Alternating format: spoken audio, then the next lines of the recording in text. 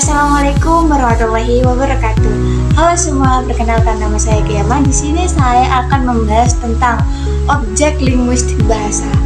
Apa itu linguistik bahasa? Mari simak video. Untuk pembahasan pertama di sini saya akan membahas tentang pengertian bahasa.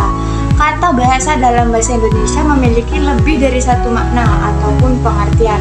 Kata bahasa yang terdapat pada kalimat bisa merujuk pada beberapa arti atau kategori lainnya.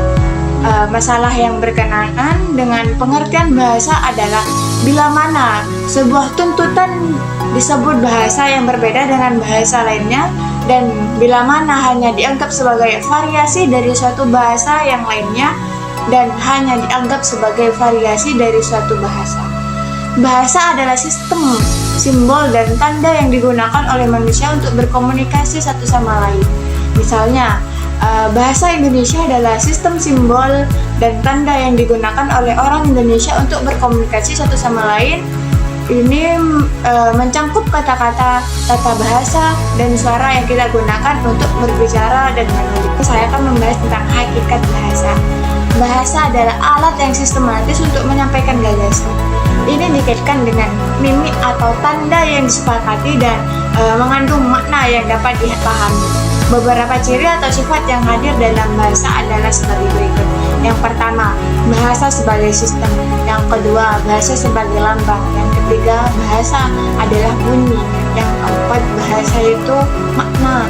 Yang kelima, bahasa itu argumen. Yang keenam, bahasa itu konvensional. Yang ketujuh, bahasa itu produktif. Yang kedelapan, bahasa itu unik. Yang kesembilan, bahasa itu universal. Yang ke-10, bahasa itu dinamis. Dan yang ke-11, bahasa itu bervariasi. Dan yang ke-12, bahasa itu manusiawi. Untuk pembahasannya, mari kita simak videonya. Yang pertama, bahasa sebagai sistem. Kata sistem sudah bisa digunakan dalam kegiatan sehari-hari dengan makna, cara, atau aturan. Tapi dalam kaitannya dengan keilmuan, sistem berarti susunan teratur dan berpola yang membentuk suatu keseluruhan dan bermakna atau berfungsi. Untuk mendapatkan pengertian yang lebih konkret, kita ambil contoh dari sebuah sepeda. Sebuah sepeda itu dikatakan sebagai sepeda yang berfungsi apabila unsur atau komponen-komponennya seperti roda, sandal, kemudi, rantai, rem, lampu, dan sebagainya tersusun secara rapi sesuai dengan tempatnya. Kalau komponen-komponennya tersebut tidak terletak sesuai pada tempatnya, meskipun secara keseluruhan tampaknya utuh, tapi tidak dapat berfungsi secara efektif sebuah sepeda karena susunan tidak membentuk sebuah sistem. Yang kedua, di sini saya akan bahas tentang bahasa sebagai lambang. Kata lambang sering dipadankan dengan kata simbol dengan pengertian yang sama. Lambang ini dikaji oleh orang-orang yang melakukan kegiatan ilmiah dalam bidang kajian dan disebut ilmu semiotika dan semiologi. Ini adalah ilmu yang mempelajari tanda-tanda atau yang ada dalam kehidupan manusia termasuk bahasa. Yang ketiga, bahasa adalah sistem bunyi. Bahasa ini bisa berupa lambang dan berwujud berupa bunyi kata. Bunyi seringkali sungkar dibedakan dengan kata suara. Secara teknik, menurut Krisdana, bunyi adalah kesan dari pusat saraf sebagai akibat dari getaran dengan gendang telinga yang bereaksi karena berubah-ubah dalam tekanan udara. Karena bunyi tersebut tidak termasuk ke dalam sistem bunyi bahasa. Jadi, yang dimaksud dengan bunyi bahasa adalah bunyi ujaran adalah sebuah bunyi yang dihasilkan oleh alat ucap manusia yang dalam fonetik diamati sebagai font dan dalam fonemik sebagai fonem. Yang keempat, bahasa itu bermakna. Bahasa adalah sistem yang berwujud bunyi, maka tentu ada yang dilambangkan. Yang dilambangkan itu adalah suatu pengertian, konsep, ide, atau pikiran yang ingin disampaikan dalam wujud bunyi.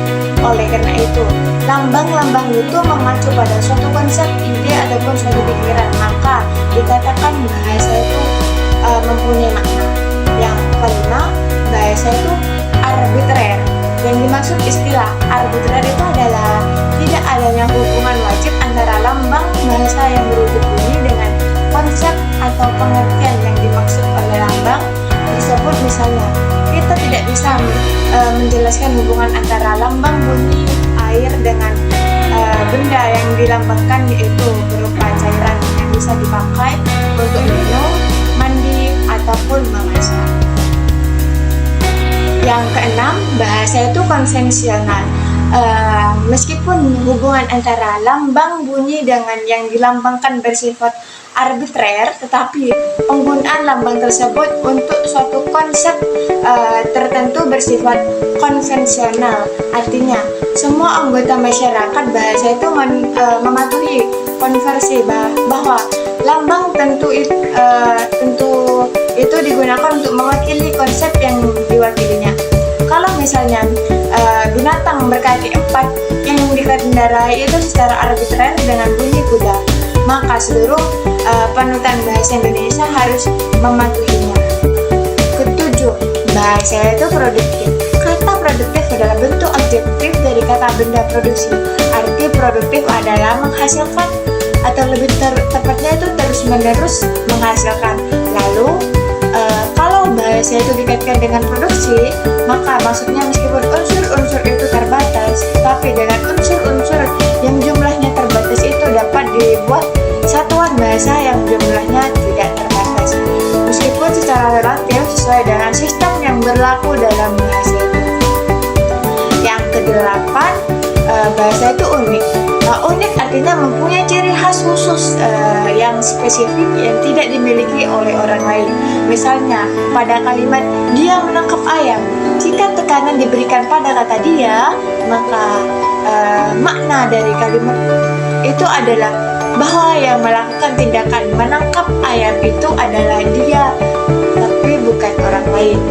Yang kesembilan, bahasa itu universal. Bahasa bersifat universal artinya dari ciri-ciri yang sama yang dimiliki oleh setiap bahasa yang ada di dunia ini. Ciri-ciri universal itu tentunya merupakan unsur bahasa yang paling umum yang bisa dikaitkan dengan ciri ataupun sifat-sifat bahasa lainnya. Artinya ada ciri yang sama dimiliki oleh setiap bahasa di dunia. Karena bahasa yang merupakan ujaran, maka ciri universal dari bahasa yang paling umum adalah bahwa bahasa itu mempunyai bunyi bahasa yang terdiri dari vokal dan konsonan. Yang ke-10, bahasa itu dinamis. Bahasa adalah satu-satuan milik manusia yang tidak pernah lepas dari segala kegiatan dan gerak manusia sepanjang sejarah. Keberadaan manusia itu sebagai makhluk yang berbudaya dan bermasyarakat karena berkaitan dan keterkaitan bahasa itu dengan manusia. Sedangkan dalam kehidupan di dunia masyarakat, kegiatan manusia itu tidak tetap dan selalu berubah, maka bahasa itu juga menjadi ikut berubah menjadi tidak tetap dan tidak statis. Karena itu bahasa disebut dinamis. Ke-11, bahasa itu bervariasi. Anggota masyarakat suatu bahasa biasanya terdiri dari berbagai orang dengan berbagai status sosial dan berbagai latar belakang budaya yang tidak sama. Anggota masyarakat bahasa itu ada yang berpendidikan baik dan ada juga yang tidak. Ada yang tinggal di kota dan ada juga yang tinggal di desa. Ada orang-orang dewasa dan juga ada anak-anak. Ada yang berprofesi sebagai dokter, petani, nelayan, dan lain sebagainya. Oleh karena itu, latar belakang lingkungan bahasa yang mereka gunakan menjadi bervariasi atau beragam. Mengenai variasi bahasa ini ada 3 istilah perlu diketahui, yaitu idiolek, dialek, dan ragam. Idiolek adalah variasi atau ragam bahasa yang bersifat perseorangan. Setiap orang tentu mempunyai ciri khas bahasa masing-masing. Dialek ini adalah variasi bahasa yang digunakan oleh sekelompok anggota masyarakat pada suatu tempat atau suatu waktu. Misalnya kita mengenal bahasa Madura, dialek Bangkalan, Sampang, Pamekasan, dan Sumeneb. Dialek ini bisa juga dikatakan logat. Ke-12, bahasa itu manusiawi. Alat komunikasi manusia yang namanya bahasa adalah bersifat manusiawi, dalam arti bahasa itu milik manusia dan hanya dapat digunakan oleh manusia. Alat komunikasi dalam arti hanya untuk keperluan hidup binatang itu saja. Walaupun ada binatang yang dapat mengerti dan memahami serta melakukan perintah manusia dalam bahasa manusia. Itu adalah berkaitan dengan latihan yang diberikan kepadanya. Maksudnya adalah bahwa alat komunikasi manusia yang namanya bahasa adalah bersifat manusiawi dan artinya hanya milik manusia dan hanya dapat digunakan oleh manusia. Mungkin hanya ini yang bisa sampaikan dan terima kasih karena telah menyimak video saya sampai akhir. Kurang lebihnya mohon maaf. Akhir kalam. Wassalamualaikum warahmatullahi wabarakatuh.